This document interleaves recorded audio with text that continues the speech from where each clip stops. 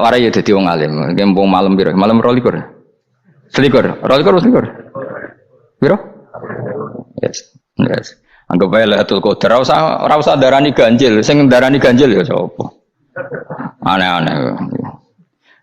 Lailatul Qadar ya mulai tanggal 1 Ramadan. Malah ulama sedarani mulai ruwah. Iso wis ke ruwah wingi. Wis bar. Wong kula sering tol Lailatul Qadar kadang mulut, kadang Dzulhijjah. Kula kan jenisnya on time. Kaya wong melarat, dene dhuwit pendak entuk THR. Nah wong marang pangeran ya Sawal selo besar ya entuk napa? Lailatul Qadar. Mergo Lailatul Qadar iku malam diturunane Quran. Quran itu turun Ramadan tok apa tau Sawal ta? Sawal ya tau, Dzulhijjah tau. Dzulhijjah tau. Bolak-balik al-yauma akmaltu lakum turun to bulan apa?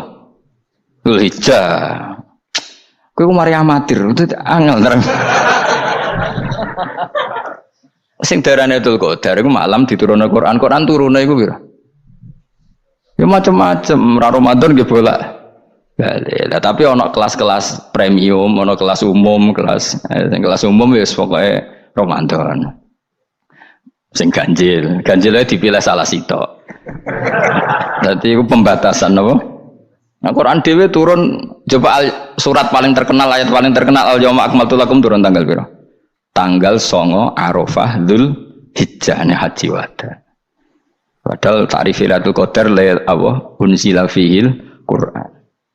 Ya tapi ilmu ini mari debat biasa. Umume wong ora takoki wong Gus nuzul Quran tanggal piro 17. Lailatul Qadar tanggal 21. Ya jare nuzulul Quran yo pas Lailatul Qadar. Wong-wong lak muni bingung nang wong. Nah aku sira bingung. Lho kok ora tau mikir jajal. Nuzulul Quran sing resmi ning kitab-kitab tanggal piro?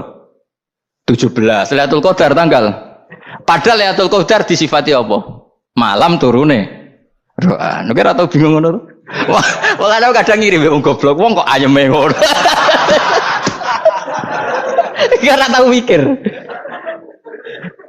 Aku gumun goblok-goblok. Dadi ana ilmu paradok barang ya tenang, ya santai. Padahal ya tak bedheki ya nuzul Quran tanggal piro sing resmi cara kitab-kitab. 17 Ramadan. Lailatul Qadar sing resmi 21 nganti 29. Terus Lailatul Qadar iku wulan apa? Wulan diturunkannya Al-Qur'an. Berarti tanggal piro? Bocah dijak pinter ya kan inna anzalnahu fi lailatul qadar. Saya tak tahu. Nuzul Quran tanggal piro? 17. Lailatul Qadar. Seliko. Terus Lailatul Qadar ku malam diturunkannya Al-Qur'an turun tanggal 17. Berarti Lailatul Qadar tanggal ada dik. Ora tau iskal yo gumen mek wong-wong. Ya kok penak wae. Mulai dadi wong alim loro, Kang ora usah mari iskal. Ngaduk ditung bodho penak. Pokoke nuzul Quran piro Kang 17. Lailatul Qadar selikur. Lha jare Lailatul Qadar pulang tujune Quran kok beda tanggale. Kan gak tau ge mikir. Alhamdulillah. Tanggalan. Lailatul Qadar tanggal piro? Saya guys pinter. Tanggal piro, Bos? 17 berarti sekeliwat. Jadi ilmu itu kabeh bingung no kan. Ya biasa bingung. Mulane yang bodoh barokah. Barokah. Barokah. Kula cara ora dipilih pangeran nggih milih dadi wong bodoh, tapi wong pangeran milih kula dadi wong pinter dadi tak syukuri wae. Tapi kadang kula iri, wong bodoh ku iri. Modele penak urip ngono. Santai. Ya saiki ya Lailatul Qadar ku sifate apa? Inna anzalnahu fi lailatul. Normale kan ainun nuzulil Quran yo ainul lailatul qadar. Berarti tanggal piro? Darawane lagi. Innalillahi wa inna ilaihi raji'un. Kita warai ilmu cara wong alim. Meskipun sampean boleh bantah siji yo kadang keterbatasan ilmu. Nomor loro hasud, bantah kan sebabnya macam-macam. Hasud. Nomor 3 bantah gue kegiatan. Kayak wong kuliah nak agak kritis kan darani ra pinter. Jadi cocok lah ya kudu bantah. Engko khas-khasan cerdas apa? Nomor 4 bantahan itu sifatnya wong wedok. Menang kalah protes. Berarti kowe ora lanang berarti wedok, tukang protes itu wedok. Nomor 5 bantah itu berarti dia punya keiskalan tapi enggak bisa keluar dari keiskalan itu. Jadi problem Anda ditimpakan ke saya, itu ya ora sopan. Problem-problemnya dhewe kok ditimpakan ke saya. Begini tak terang no. Hukumnya Allah Ta'ala itu ada yang berstatus itu lugu. Lugu itu ya lugu ummi. Karena agama ini memang ummi. Ummi itu lugu. Sehingga agama ini tidak perlu diterangkan. Ngendikane Abu Hanifah, agama ini ketika datang itu orang lugu. Lugu itu murni. Murni itu proporsional. Sehingga sifat ummi itu baik. Misalnya saya bilang gini, rungono awas kena keliru. Kalau kamu sholat itu batal kalau makan. Itu ukurannya 1 upo apa 1 piring? 1 upo kan? Itu sudah batal. Terus kalau saya bilang gini, Cong nak tamu keimangan, itu 1 piring tak 1 upo. Ndak jawab ya? 1 piring. Orang iso misal, tak keimangan gue 1 upo. Nah, lalu Anda ditanya gini, lalu definisi makan itu apa? Memasukkan 1 piring ke mulut apa 1 upo ke mulut? Dalam bab sholat 1 upo ke mulut itu makan. Tapi dalam bab hormat tamu itu 1 piring. Setuju ya? Tak warai pinter kayak. Ayo tak warai ya. Wes setuju ya? Wes pinter. Lo jawab wes pinter. Urung. Lailatul Qadar ya kono. Misalnya Lailatul Qadar menjadi super karena ada sesuatu yang super turun yaitu Lailatul Quran. Jadi menjadi super karena yang turun adalah sesuatu yang super dan itu artinya tanggal. Loh, salah ya aku cek. Iku teke tanggal 21 kabeh sing ngaji ning kene. Oh jelas inna anzalnahu fi lailatul qadar. Hurujuke ning ndi? Quran kan? Wa ma adraka ma lailatul qadar. Lailatul qadri khairum min alfi syahr. Makanya Lailatul Qadar itu ya bisa saja tanggal 1 kemarin sudah kelewat. Mbok entah ini jebelis baris dada atau mungkin Sa'ban.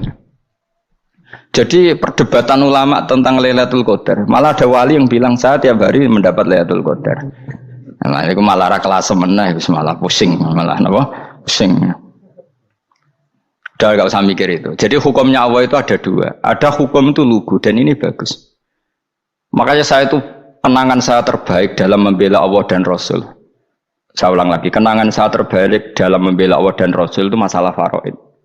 Dulu mungkin banyak yang ingat lah ketika tahun berapa lupa saya, tapi ada seorang menteri dan pakar Islam menggulirkan isu hak waris itu sama, lelaki dan perempuan sama, alasannya karena perempuan sekarang kerja.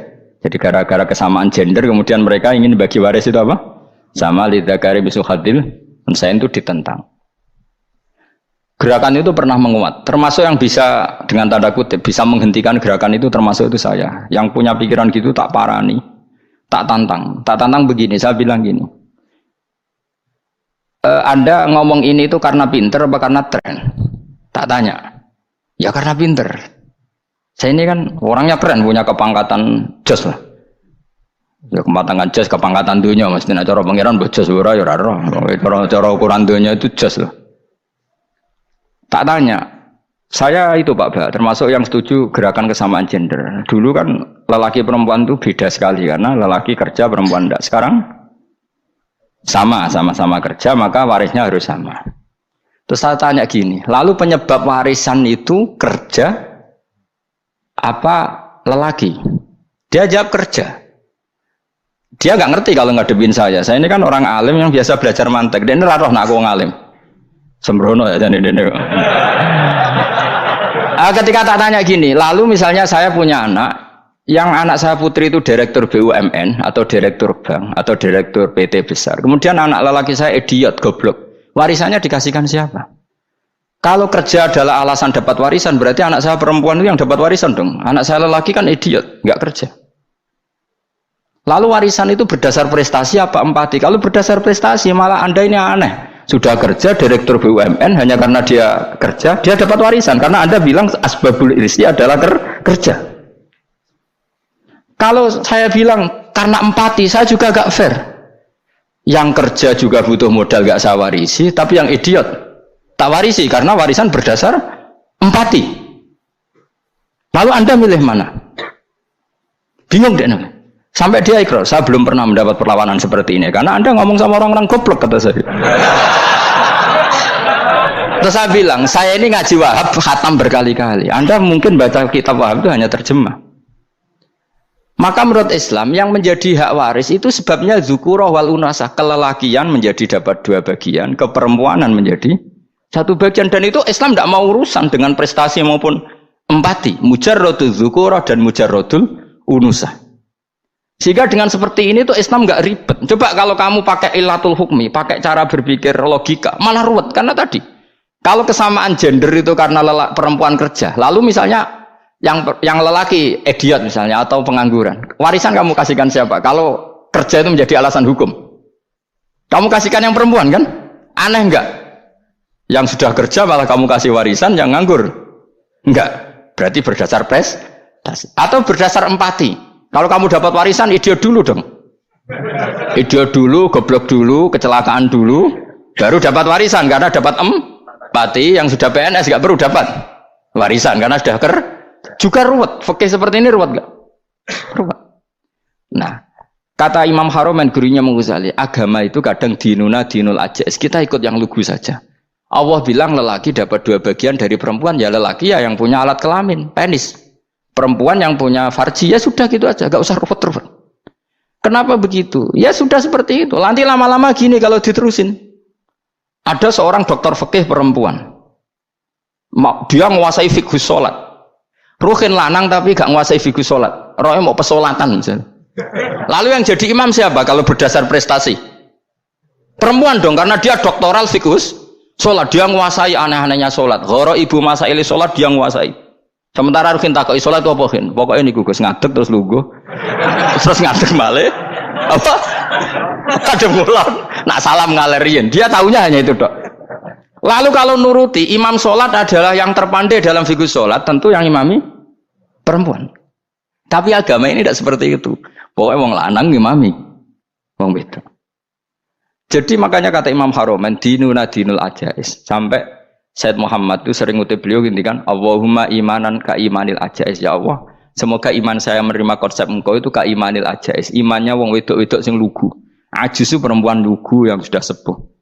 Jadi misalnya ngukur anak seneng ya anak kono gedang goreng ngekei duwe, ya lugu saja, itu bagus daripada kamu pakai argumentasi, karena argumentasi ini sebetulnya kelihatan cerdas tapi ada kebodohan masif. Karena tadi kalau hak waris kita otak-atik dengan prestasi, maka yang pro empati akan protes.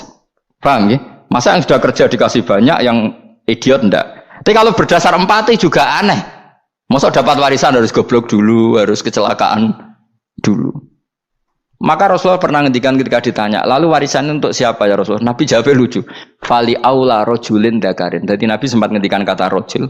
Kemudian direvisi dakarin. Fali aula rojulin dakarin. Semua ulama ngendikan dakarin di sini adalah badal. Nabi ngendikan rojulin, kemudian Nabi ingat kalau rojul itu identik dengan lelaki dewasa, apa? Kemudian Nabi mengulang lagi zakarin, tidak harus dewasa, yang penting lelaki. Jadi meskipun baru lahir, kalau dalam keadaan baru lahir namanya apa? Kan zakarin kan? Belum bisa dikatakan rojul. Paham ya? Nabi ngulang 2 kali, fali aula rojulin zakarin. Ini penting saya utarakan supaya clear.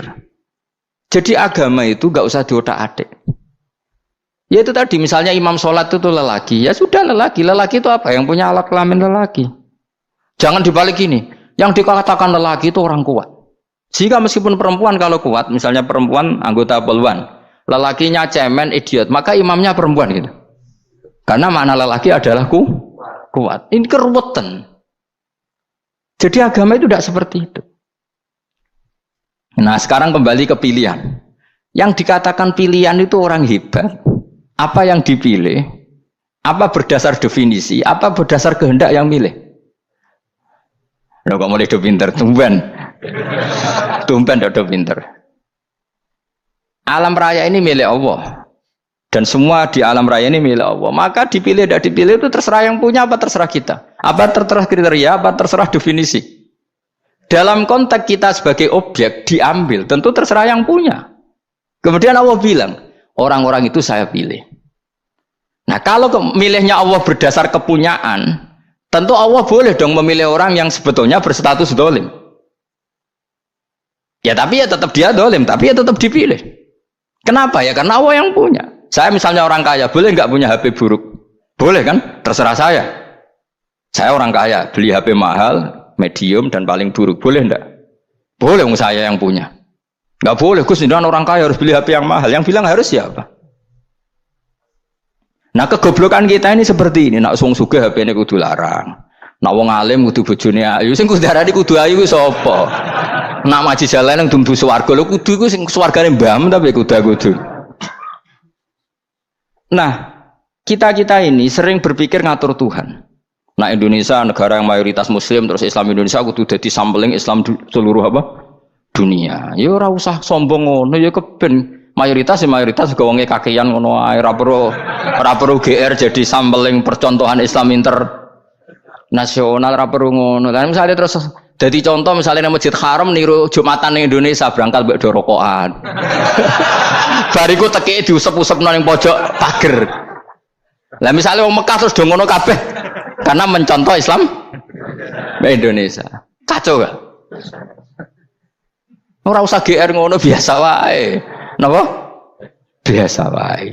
Terus misalnya mencontoh Islam Indonesia, Indonesia nak jaran Wali Songo terus tahlilan nunggu nganti setengah jam. Lah terus raudhah dikepung ngono rak macet Mekah Madinah. Mergo agar ziarah Nabi terus lungguh apa? Sak jam. Nah ning wali sak jam ning Nabi 2 jam lah kira-kira gitu. Ya malah nganyak Kanjeng Nabi tuh. Nabi sekaruan afdhalul khalqi mbok dongakno wa maghfir lahu warhamhu. Niku malaikat sak langit misah.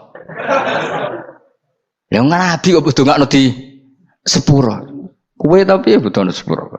Enggak boleh doakan Nabi gitu, enggak boleh. Wa sholli ala sayyidina Muhammad wa ala alihi, enggak boleh pakai ighfir lahu. Masalahnya tahlilan apa alam donga iku terus kamu gunakan. Ya misalnya terjadi percontohan Islam dunia terus Nabi kapundhut ditalkin, nak ditakoki waman rabbuka piye. Terus Nabi warai waman nabiyuka. Mesti Nabi yo pro, lah aku Nabi coba takoki. Jadi kita ini sering kumo luhur karena kita mayoritas terus jadi percontohan Ora usah ngono. Paham ya napa? Ndak usah ngono, mayoritas sae, tapi ora usah GR jadi apa? Percontohan internasional. Mungkin kalau masalah Islam damai ya bagus. Tapi itu kan tidak hanya Indonesia. Di mana-mana yang Islam damai juga banyak dan yang tukaran juga banyak. Toh yang tukaran nggak pernah maklumatkan diri ini percontohan janda. Ya biasa saja. Saya ulang lagi ya. Maka menurut saya nggak akan benar pendapat Khawarij atau pendapat Islam yang keras bahwa orang dosa besar itu keluar dari Islam. Karena ketika Allah mengatakan kemudian aku pilihkan kitab ini tak kasihkan orang-orang yang saya pilih, itu diantara yang pertama adalah meskipun mereka sebagian tetap zalim. Artinya tetap zalim itu tidak menjadi dia keluar dari status Islam. Paham ya? Sekarang saya tanya, yang dikatakan warga Indonesia itu siapa? Ya siapapun yang bergeografis di Indonesia, lahir sebagai akte Indonesia, ya orang Indonesia. Kemudian ada yang penjahat, ada yang maling, kita penjara. Apa dia keluar dari kebangsaan Indonesia? Enggak kan? Sama ketika orang Islam menjadi zina dan fasik koruptor, keluar dari Islam enggak? Enggak. Karena Allah tetap bilang faminhum. Apa? Faminhum. Jelas ya? Wes kayak gak ngarah Khawarij. Kenapa? Kalau Khawarij cara berpikir itu ekstrim. Setiap dosa besar itu mengeluarkan orang dari status Islam. Oh, itu bahaya sekali. Karena nanti kalau itu iya, kita akan kehilangan banyak orang nopo Islam. Makanya Nabi nanti ngendikan, saya berharap yang nanti masuk surga dari umatku itu separuh, 2/3. Itu kata ulama-ulama. Kalau kita pakai mazhab Khawarij, orang Islam itu tidak sampai 1/3. Karena banyak yang keluar dari Islam. Duwe keris gak Islam, duwe akeh ra Islam, nglakoni jimat gak Islam, nyekel patok gak Islam, dosa gede gak Islam, korupsi gak Islam. Terlalu banyak yang kita usir dari Islam. Lalu kita ngusir atas nama apa? Coba. Kalau atas nama Tuhan kamu tidak Tuhan. Atas nama wakil Tuhan, Tuhan tidak pernah mewakilkan ke Anda. Orang-orang mandate. Yang kita tahu dari Quran ya ayat ini, tsumma awrasnal kitabal ladzina astafaina min ibadina. Kemudian kitab ini tak kasihkan orang-orang yang saya pilih, dan orang yang saya pilih itu faminhum zalimul li nafsi, dan sebagian dari itu adalah orang zalim, dan itu jelas bagian dari itu. Artinya keluar apa masuk? Keluar apa masuk? Masuk. Meskipun ya yang zalim tetap berstatus zalim, kayak warga Indonesia ini semua warga Indonesia.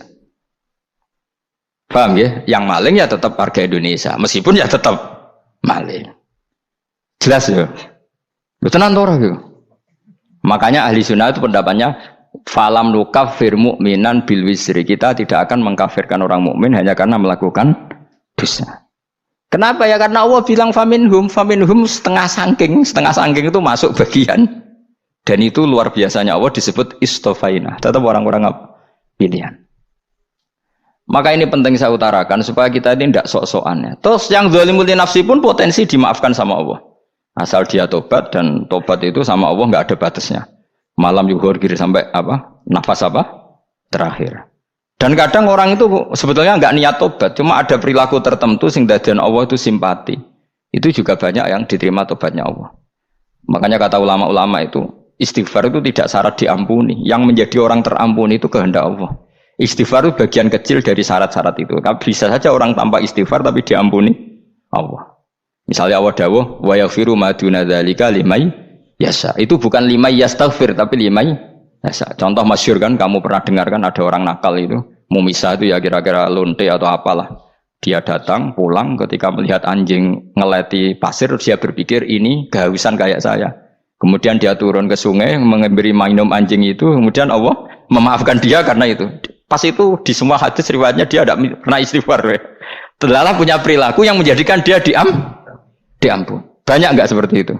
Banyak, makanya wa yaghfiru ma duna dzalika liman yasha. Mayasa itu ya yang digedaki Allah.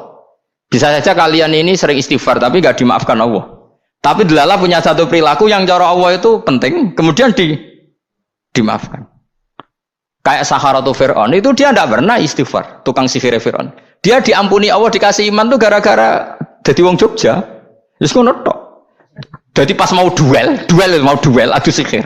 Iku dalah dekne mendingan ya. Qalu ya Musa imma antulqiya wa imma annakuna nahnul mulkin. Monggo jenengan riyen napa kula riyen. Dadi gara-gara dekne didikan Jogja niku. Lah wong ape duel, mestinya tarung itu semakin cepat mengambil kesempatan kan semakin menang. Ini sudah jelas tarung. Ngapunten jenengan riyen napa. Lha iku pangeran itu terus simpati. Wong kok sopane ngono apa? Akhirnya Allah memberi iman gara-gara apa? Imma antulqiya wa imma annakuna nahnul mulkin. Monggo jenengan riyen. Lah Musa juga, Allah juga gak terima kalau nabinya kalah sopan.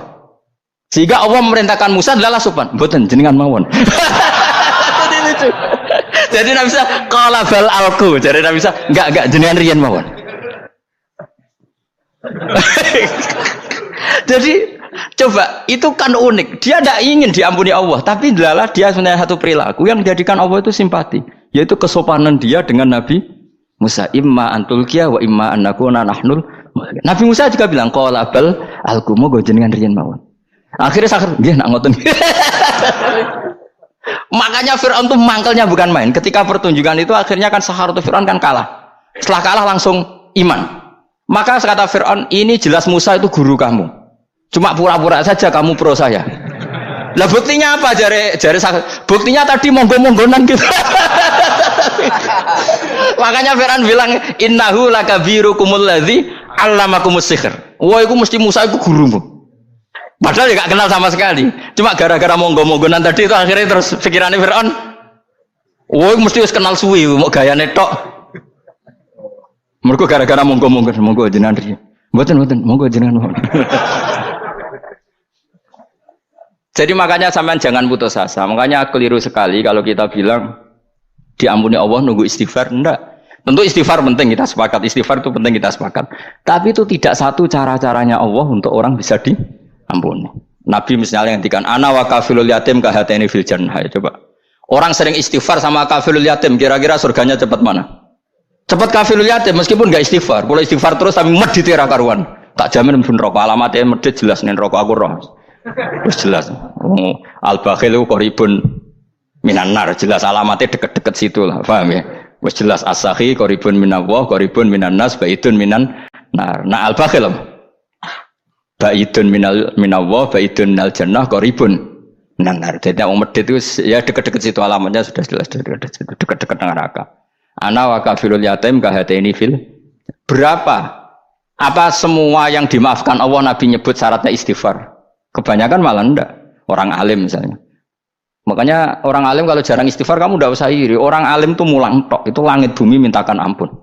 Wa innal alima la astaghfiru lahu man fis samawati wa man fil ard hatta al khitan fil bahr. Orang alim itu otomatis dimintakan maaf oleh langit dan bumi sampai iwak ning laut.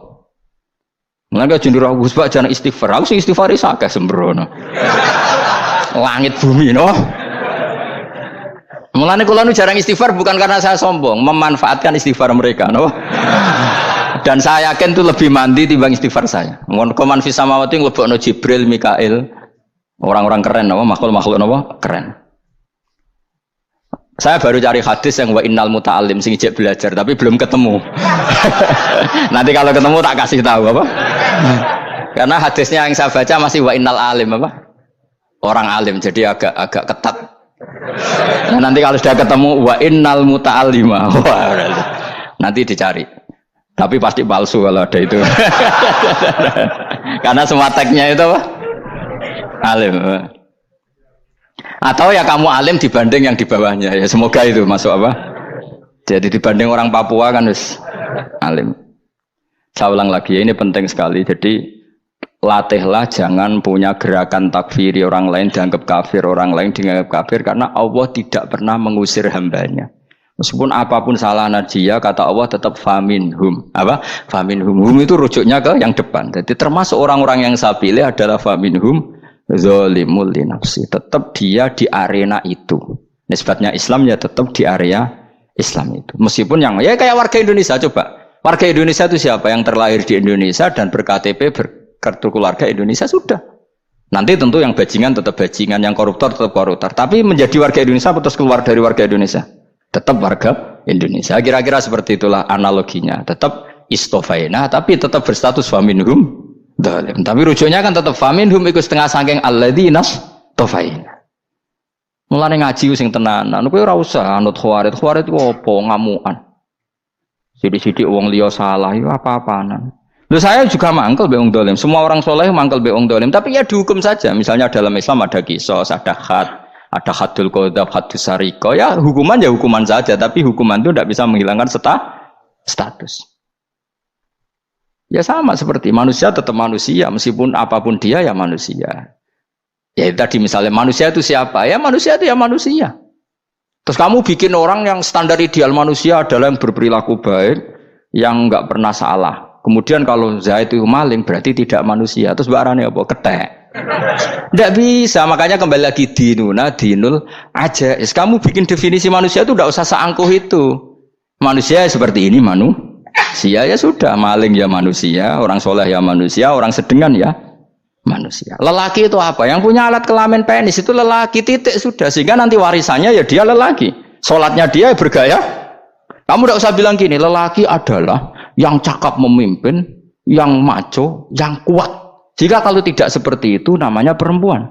Terus kamu membolehkan yang seperti ini jadi makmumnya perempuan, imamnya perempuan sing maco. Kacau enggak kalau agama nuruti logika-logika itu? Enggak, jawab aja. Kacau.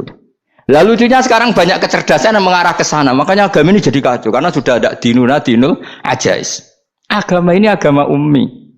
Ya agama ini agama ummi. Kata Allah huwallazi ba'atsa fil ummiyin. Ummiyin itu lugu itu polos. Jadi kalau orang polos misalnya gini, ini apa? Kira-kira kalau jawab orang polos ini jam. Bagus kan jawab jam. Jam untuk apa? Penunjuk waktu ya sudah seperti itu. Tapi kalau orang engkek, ini itu apa jam? Itu barang murahan. Bulat kan oleh jawab. Ono numpak mobil carry itu apa? Itu black melaku. Yang mobil itu Alphard. Jadi kacau. Enggak boleh agama dibawa ke sana. Apa? Agama di sana dibawa ke sana. Nah itu madzhabnya ahli sunnah apa? Wal jamaah. Ketika Rasulullah ngendikan la yu'minu ahadukum hatta yuhibba li akhi, ora kok diarti ini ora iman. Jika yang menyala itu tidak iman, tidak seperti itu cara mengartikan ahli sunnah wal jamaah. Karena status itu tidak pernah hilang. Yang hilang hanya kesempurnaannya. Paham ya? Kesempurnaan kita jadi manusia hilang karena kita maling, karena jadi koruptor. Tapi tetap kita manusia. Kesempurnaan kita sebagai orang mukmin hilang kalau kita fasik. Tapi kita tetap mukmin. Paham ya? Makanya setiap hadis gitu kata ahli sunnah la yu'minu imanan kamilan. Wis dong ya? Dong? Ya terus alhamdulillah subhanallah. Ya udah alim mas malam 12. Malam Lailatul.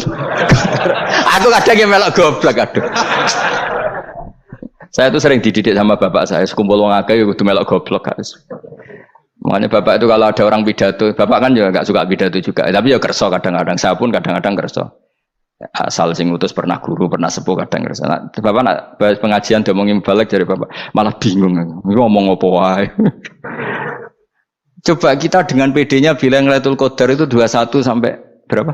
29. Lailatul Qadar. Warna iki malam Lailatul Qadar. Lalu Lailatul Qadar keren tuh karena apa coba? Karena nuzulul Quran. Lalu nuzulul Quran tanggal 17. Lalu Lailatul Qadar tanggal berapa? Oh, ada nih. Alhamdulillah. Tapi ini jangan jadi keiskalan yang masif itu sudah difitnah itu. Cara Gus Bak, ya cara Gus Bak cara Quran ngawur gitu. Sembrono. Memang aku tidak pendapat tentang Quran, ya dan ayatnya seperti itu. Maka yang benar, Lailatul Qadar itu kata ulama-ulama dulu, orang yang beramal soleh, ya itu sudah anggap saja dapat Lailatul Qadar. Ora usah ndelok esuk-esuk ndelok srengenge blerengen ta ora, nek blerengen berarti untuk Lailatul Qadar. Jan mendung kan blereng piye. Terus bengi angite sayup-sayup. Anggere dini hari ya sayup-sayup blok-blok aneh-aneh wae. Lah nek pikir segoyo ora, berarti wong laut gak taran untuk Lailatul Qadar, ke segoro kidul langine bianter. Lah nek ning Dieng ya mesti sayup. Mau angin dok gunung wis kesel tadi untuk sayup-sayup. Gaya ukuran ojo ngono, gaya ukuran ngono rak wong Dieng luwih ngrasa entuk Lailatul Qadar timbang wong segoro kidul. Ke segoro kidul angine apa? Buanter. Padahal alamate piye? Sayup-sayup. Aneh-aneh. Maksudnya alamat ngono iku ora ngono, maksudnya ayat iku Kanjeng Nabi mbak dawuh ngono, maksudnya ora ngono. Wes dong ya. Ayo Lailatul Qadar tanggal aku seneng wong bodho. Kowe enak urip wis happy no? Happy. Ya saya ulang lagi ya. Jadi kejati dirian itu tidak bisa hilang dengan standar keidealan. Yang hilang itu standar apa? Keidealan. Misalnya kita maling ya eman lah sebagai orang mukmin kok maling. Warga Indonesia kok kriminal tuh eman, tapi dia tetap orang Indonesia. Orang Islam tetap Islam meskipun dia fasik. Sebab itu Allah ngendikan faminhum dzalimul linafsi. Sebagian dari orang yang saya pilih dia adalah orang dolim. Ya dolim saja. Kamu jangan kamu katakan kafir ya dolim saja. Dolim kira-kira maknanya kurang ajar, kacau, kriminal. Oke, baiklah teman-teman, semua sahabat subscribers, kami ucapkan terima kasih karena sudah menyaksikan kajian dari Gus Baha. Semoga kita semua mendapatkan keberkahan yang sebesar-besarnya dengan aktif menyimak pengajian dari Gus Baha tersebut. Oke, jangan lupa untuk like, subscribe, komen, serta share video-video Gus Baha di channel ini. Sekali lagi kami ucapkan terima kasih. Semoga Anda selalu diberi kesehatan dan dilancarkan rezekinya. Oke, sekali lagi kami ucapkan terima kasih. Wassalamualaikum warahmatullahi wabarakatuh.